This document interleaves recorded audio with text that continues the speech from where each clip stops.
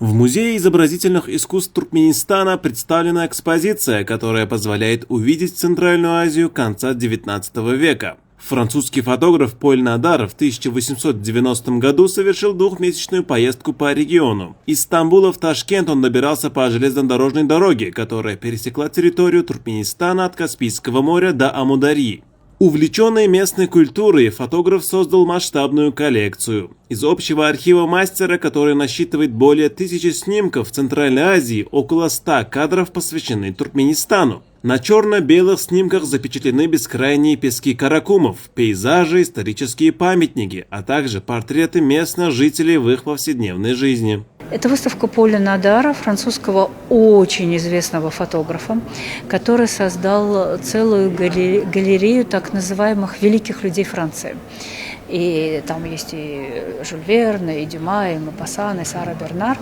И там, в этой галерее, есть центральноазиатские персонажи. Они настолько же были важны для него, как и французские великие люди.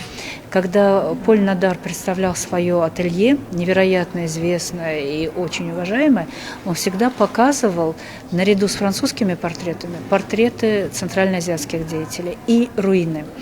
Поэтому это для него был очень важный этап. И я думаю, что это для нас тоже, людей, которые работают в Центральной Азии, живут в Центральной Азии, это тоже очень важная документация. Здесь на этой выставке всего 45 фотографий. А всего им было выполнено за 4 месяца пребывания в регионе более 1300 фотографий.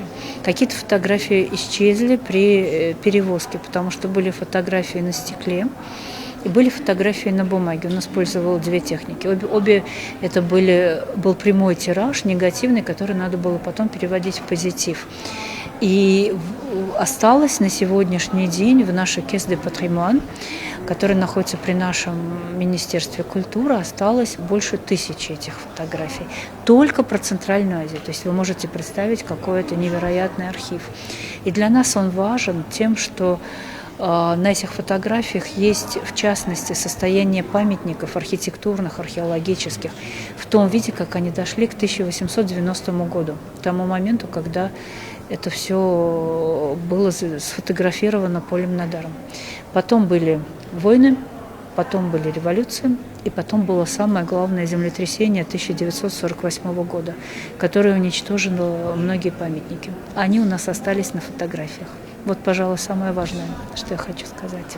Организаторами вернисажа выступили посольство Франции в Туркменистане при поддержке Министерства культуры страны. Нынешняя экспозиция включает в себя 45 фотографий. Эти кадры имеют особую историческую ценность, так как на них зафиксировано состояние архитектурных и археологических объектов до масштабных разрушений 20 века, в том числе до разрушительного ашхабадского землетрясения 1948 года. Выставка в Музее изобразительных искусств продлится до 23 июня, затем в течение лета экспозиция будет развернута во Французском институте.